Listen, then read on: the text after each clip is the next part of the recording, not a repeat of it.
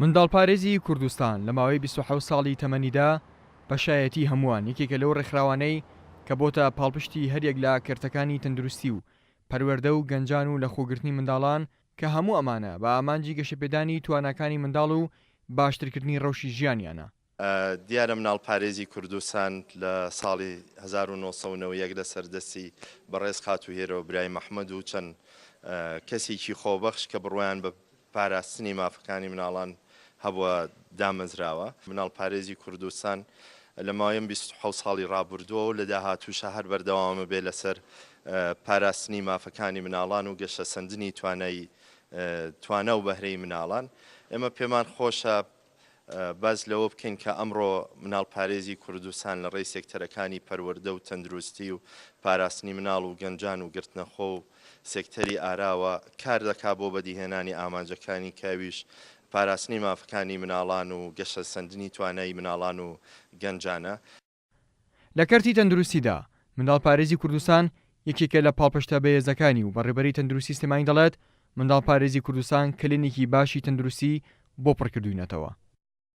مناڵپارێز ڕێکخراوێکی یعنی بەڕاستی جێدەستی لە تەندروستیا دیار بۆ بەتایبەتی لە خزمەتکردنی تەندروستی مناڵانە و کلێنێکی زۆر گەورەی بۆ ئێمە پڕکردوێتەوە و هەمیشە ئێمە هاوکاریەکی باش لە نێوان ئێمە و مناڵپارێزا بۆ ئێمە زۆر سپاسیان دەکەین هیوادارین بەرنامەکان و خزمەتەکانیان بەردەوام بێت چونکە بەڕاستی هاوکاری ئێمە بوون و کلێنێکی باشی پڕکردوێتەوە تەندروستی سلێمانی. لانا ئەحمەد منداڵێکە کە منداڵپارێزی کوردستان ژیانی پێبەخشیوەتەوە. ئەم منداڵە گرفتی دڵی هەبوو و چەند ساڵێک بەدەستی ئەم نەخۆشیەوە دەیناڵاند. باوکی لانا دەڵێت دوجار منداڵپارێزی کوردستان توانیوێتی منداڵەکەی بنێرێتە هیندستان و نەشتەرگەری چاندنی دڵی بۆ بکرێت و ژیانێکی نوێ پێبەخشێتەوە. سپاسی منداڵپارێز سلێمانی دەکەم، زۆر لە غەمدا بووە هاوکاریان کردوم لە ڕووی هەمووشتە هەتا ئەو دقەی گەڕامەوە ماڵەوە لەگەڵم بوون لە پەیوەندی لەگەڵیاندا بوون. سپاسیان دەکەم کە مردنی کچەکەیان ڕزگار کردم لەو ناهێمەتیان لادا هێنیانەوە ژیانێکی تازە ژیانێکی نوێی دەست پێ کردەوە. بەڕاستی ئێستا کچەکەم زۆر تەندروستی زۆر باشە، زۆر لە جێ خۆیدا هاتوتەوە تایمی جاران.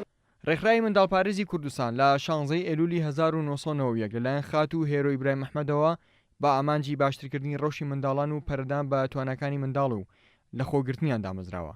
ئەم ڕێکخراوە لە کاتێکدا یادی 27 ساڵی دامەزرانی دەکاتەوە کە لە ئێستادا بۆتە پەناگەیەکی ئارام بۆ منداڵانی خاوەنپێدایەتی تایبەت و ئەو منداڵانی لەسەر شەقامەکانن.